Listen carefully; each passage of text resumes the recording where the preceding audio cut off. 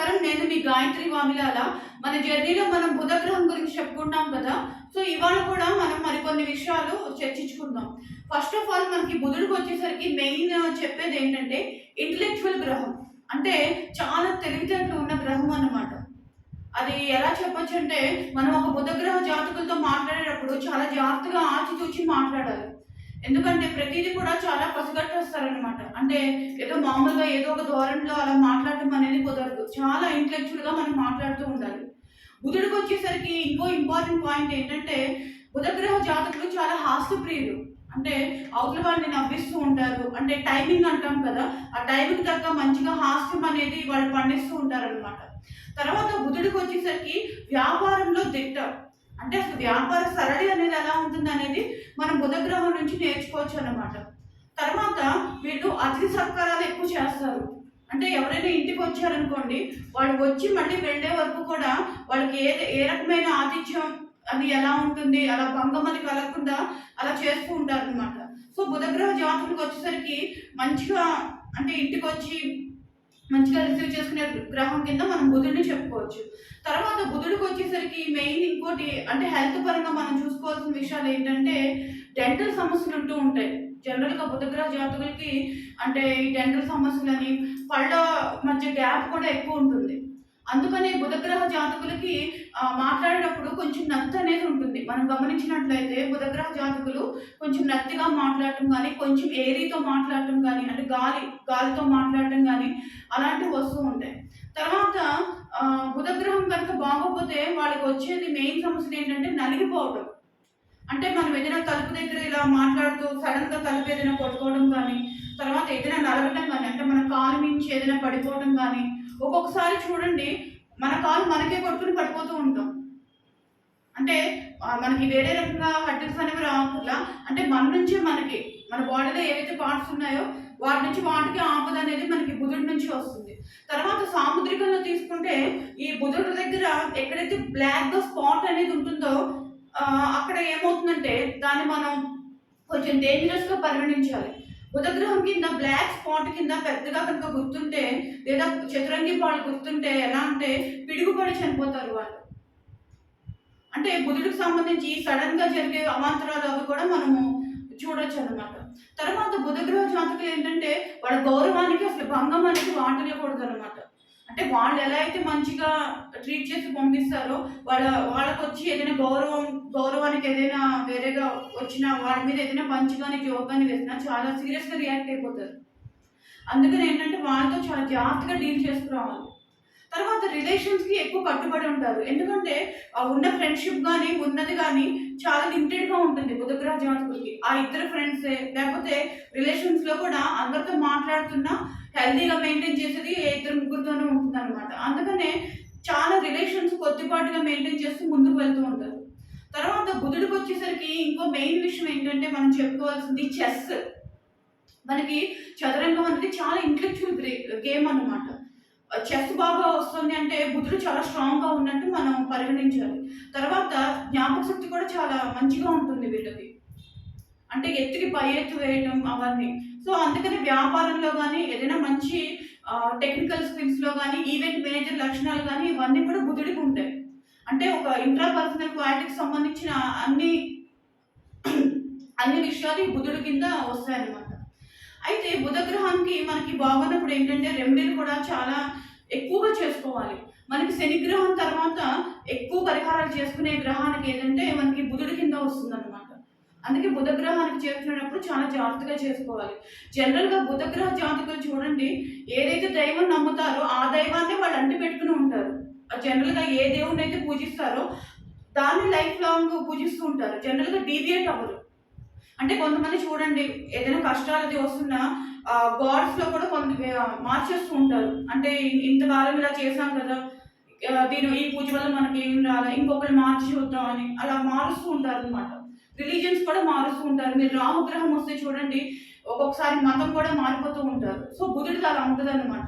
కాన్స్టెంట్‌గా వాళ్ళు స్టిక్ అని దేన్నైతే వాళ్ళు నమ్ముకుని ఉంటారో లాస్ట్ వరకు కూడా అదే దైవాన్ని వాళ్ళు మెయింటైన్ చేస్తూ ఉంటారు.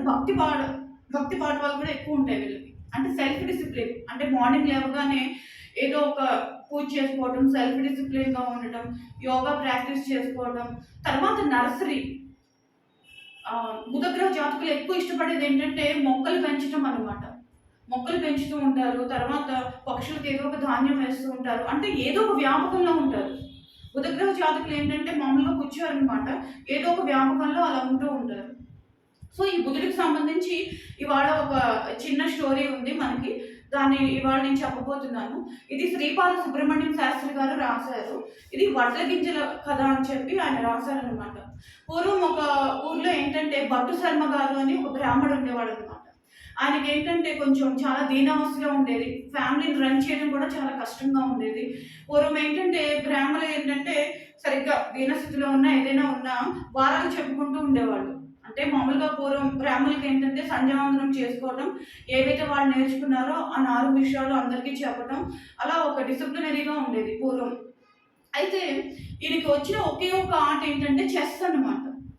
అందరినీ కూడా ఓడిస్తూ ఉండేవాళ్ళు ఈయన. ఈయన చుట్టుపక్కల ఉన్న వాళ్ళతో ఆడి అంటే ఒక 3-4 ఎత్తులోనే అవతల వాళ్ళని ఓడించేసేవాళ్ళు. సో ఆ ఊళ్ళో ఏంటంటే అందరూ ఈ భట్టు శర్మ గారిని మంచిగా చెప్పుకునేవాళ్ళు అనమాట. ఈయన వస్తున్నారంటే చదరంగం అంటే మార్నింగ్ నుంచి అంతా వర్క్ చేసుకున్నాక మధ్యాహ్నం నుంచి ఏదో ఒకటి. ఎందుకంటే మనకి చెస్ అనేది చాలా ప్రాచీన క్రీడ. మన భారతదేశంలోనే పుట్టింది మనకి చదరంగం అనేది. అయితే ఆడుతూ ఉండేవాళ్ళు మధ్యాహ్నం. అయితే ఈయన దీనావస్థ చూసి చాలామంది ఏం సలహా ఇస్తారంటే మన దేశ రాజుగారి దగ్గరికి వెళ్ళొచ్చు కదా, ఆయన మీ ప్రతిభా పాఠవాలు చూసి నీకు ఏదైనా సహాయం చేస్తారు అని అంటారు అనమాట.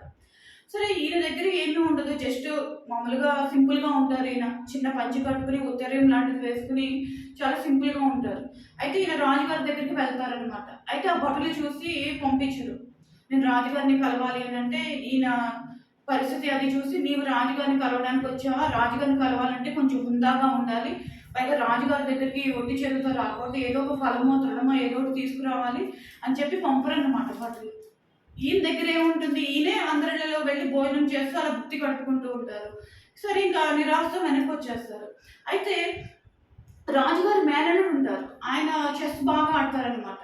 అయితే ఒకరోజు మామూలుగా కూర్చుని ఆడుతూ ఉంటే ఈయన అవతల పార్టీ వైపు ఉంటారనమాట. ఈ భట్టు శర్మ గారు ఎక్కడ ఎత్తు ఎలా వేయాలనేది చూసి అవతల వైపు వాళ్ళు ఉండి ఈ మేనల్లుడిని ఓడిస్తారనమాట. రాజుగారి మేనల్లుడిని ఓడిస్తారు ఈయన. ఓడించాక అప్పుడు అందరూ వచ్చి ఈయన దగ్గరికి మీరు చాలా బాగా ఆడుతున్నారు, పదండి మనం రాజుగారి దగ్గర తీసుకెళ్దామని ఆ యువకులందరూ అంటారనమాట. అయితే ఈయన భట్టు శర్మ గారు చెప్తారు, నేను చాలా ట్రై చేశాను, భట్లే నన్ను పంపించలేదు అని చెప్తారనమాట. అయితే ఈ రాజుగారి మేనల్లుడు చూస్తారు కదా ఈయన ఎత్తులు అది వేయటం. ఈయన వెళ్ళి చెప్తారనమాట, ఒకసారి భట్టు శర్మ గారితో ఆడి చూడండి మామయ్య, మీకు చాలా చాలా బాగుంటుంది. ఆయనతో క్రీడ కూడా చాలా మనకి టైం అనేది తెలియదు, చాలా ఎత్తులు చాలా మంచిగా వేస్తారు అని చెప్పి చెప్తారనమాట. సరే ఈ రాజుగారు ఈ మేనల్లుడు చెప్పడం చూసి సరే పిలిపిస్తారనమాట రాజ్యానికి ఈ భట్టు శర్మ గారిని. సో చాలా ఫాస్ట్‌గా ఆడుతూ ఉంటారు ఈయన. అసలు ఒక 2-3 ఎత్తుల్లోనే అన్నీ టకటకా ఆడేస్తూ ఉంటారు.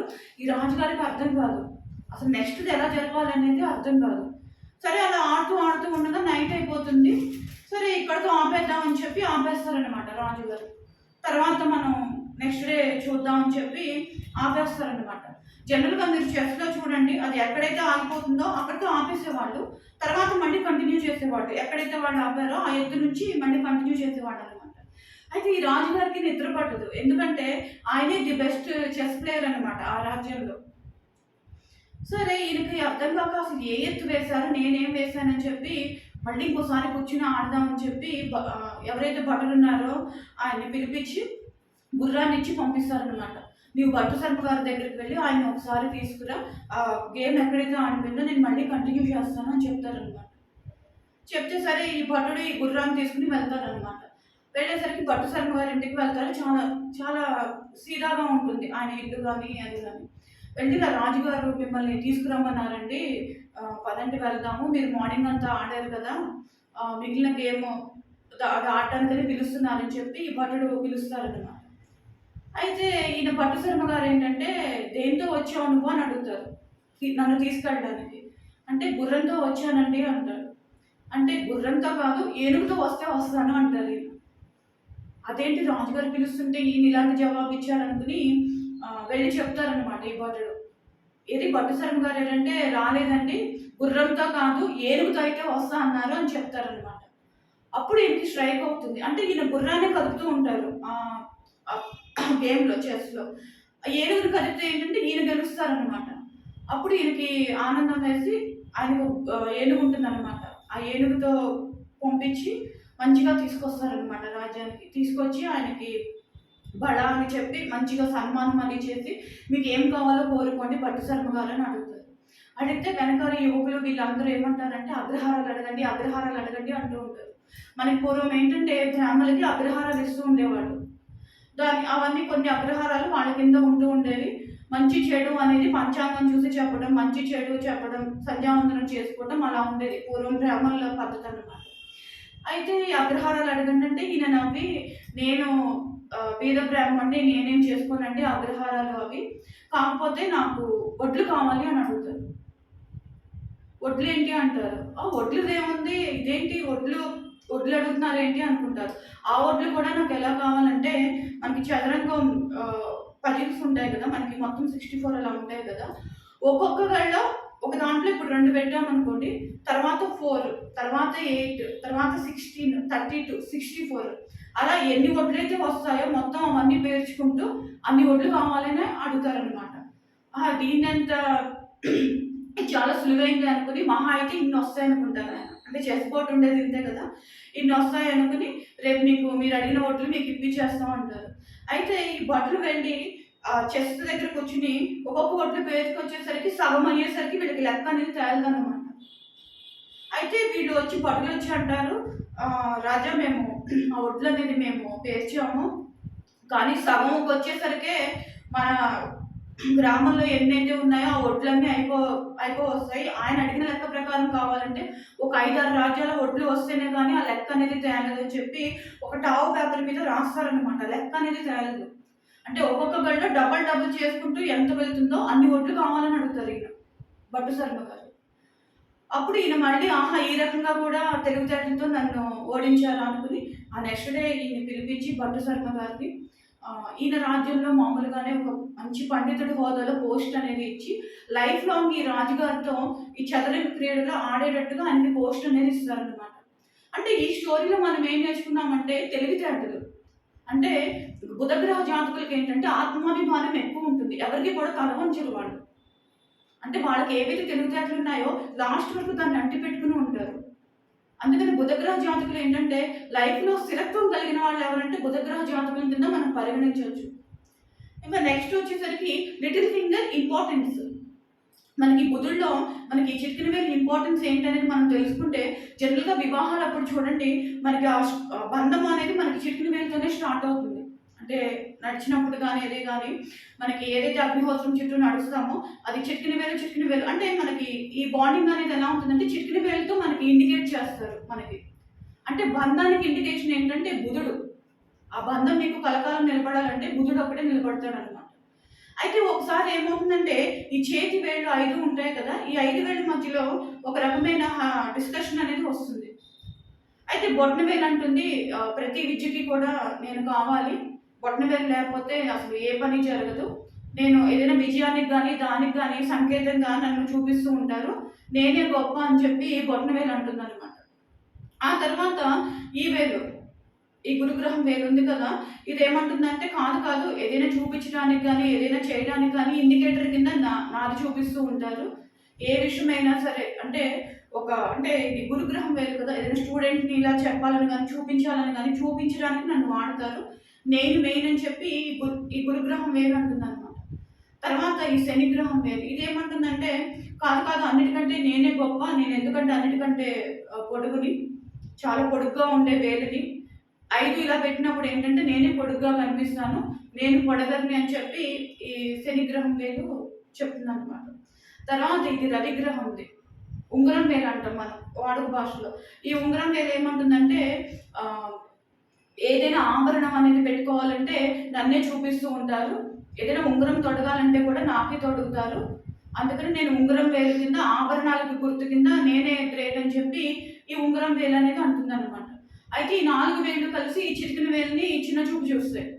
నువ్వు చిటికెన వేలువి, నువ్వు దేనికి అంటే పనికిరావని కాదు, ఏ విషయంలో కూడా నిన్ను తీసుకోరు అని అంటే చిటికిన వేలు బాధపడుతూ ఉంటుందన్నమాట.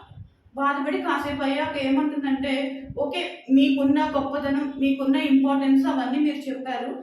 కానీ నేను భగవంతుడికి దగ్గరగా ఉంటాను అని చెప్తుంది చిటికెన వేలు. అంటే అది ఎలా అంటే, మనం మామూలుగా దేవుడికి గుడికి గాని వెళ్ళినప్పుడు గాని, లేకపోతే ఎవరికైనా నమస్కారం చేసినప్పుడు గాని, ఫస్ట్ వచ్చేదేంటంటే మనకి చిటికెన వేలు వస్తుంది. అంటే దాన్ని అలా ఇండికేట్ చేసుకుంటుంది. దానికున్న ప్రజ్ఞతో, తెలివితేటలతో చిటికెన వేలు తను తాను డిఫైన్ చేసుకుంటుంది.